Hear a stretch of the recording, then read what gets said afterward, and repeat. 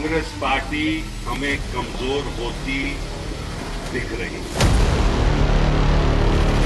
बहुत अरसा तक हमने उसको सफल लीडर बनाने के लिए प्रयास किया, लेकिन उनकी रुचि नहीं है, वो एक जगह रुकते नहीं है, बैठते नहीं है।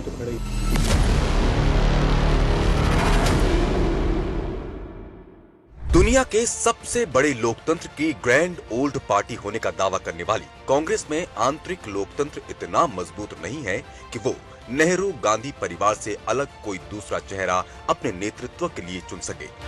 नेहरू से लेकर राहुल गांधी तक ने कांग्रेस पार्टी की कमान अपने हाथों में रखी है। यहाँ तक कि देश के बड़े पदों पर आसीन होने के लिए भी योग्यता नहीं, बल्कि नेहरू गांधी परिवार का बर्थ सर्टिफिकेट ही काफी होता है। तभी तो राहुल गांधी की पार्टी में ताजपोशी से पहले हर दावेदार को रास्ते से हटा दिया गया था। Now, frankly, I have never seen any secret ballot election taking place. Let's not get into an idealistic discussion. The fact is that this is a proprietorship. Okay, it is not a political party. Nehru Gandhi परिवार के खिलाफ कोई आवाज उठाता भी है तो उसे पार्टी से बाहर का रास्ता दिखा दिया जाता है या कांग्रेसी संस्कृति का हवाला देकर चुप करवा दिया जाता है। नेहरू गांधी परिवार के खिलाफ आवाज न उठाना ही कांग्रेस संस्कृति रही है। इस परिवार ने षड्यंत्रों का ऐसा मकड़जाल बुन रखा है कि सब इसमें फंसते चले जाते हैं। भारत के पहले प्रधानमंत्री पद के लिए कांग्रेस पार्टी और देश की भी पहली पसंद सरदार वल्लभ भाई पटेल थे, लेकिन चालाक नेहरू ने अपनी चमक दमक और षड्यंत्र से सरदार पटेल को पीछे हटने के लिए मजबूर कर दिया था। इसी तरह शास्त्री जी की मृत्यु के बाद जब प्रधानमंत्री पद के लिए मोरारजी देसाई, गुलजारी लाल नंदा और के कामराज के नाम सबसे आगे थे, लेकिन बाजी मार ले गई थी नेहरू की बेटी इंदिरा गांधी। योग्यता पर परिवार को तवज्जो देने की कीमत भी देश ने खूब चुकाई है।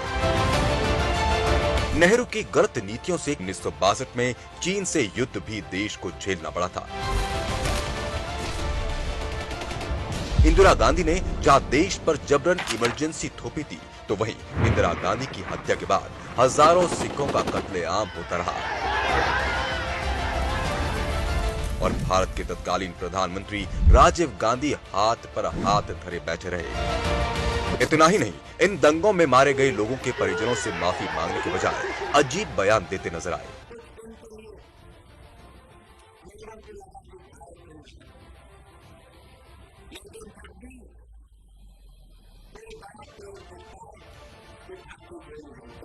देश को धोखा देने के अलावा नेहरू गांधी परिवार भ्रष्टाचार में भी आगे ही रहा है।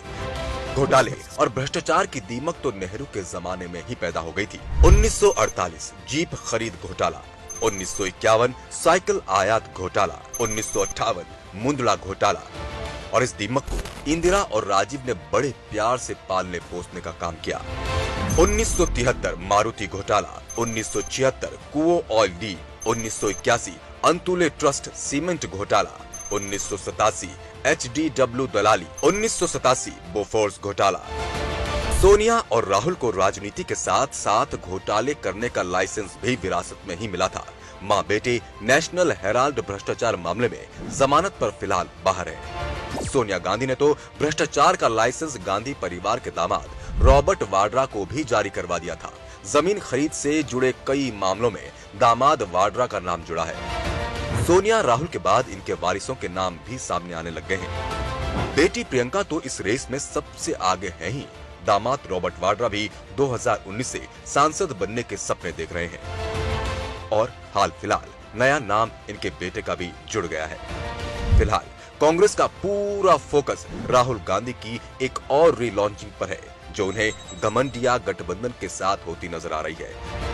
आखिर राहुल के लिए भ्रष्टाचारियों और परिवारवादियों के गठबंधन से बढ़िया मंच और कोई हो भी नहीं सकता।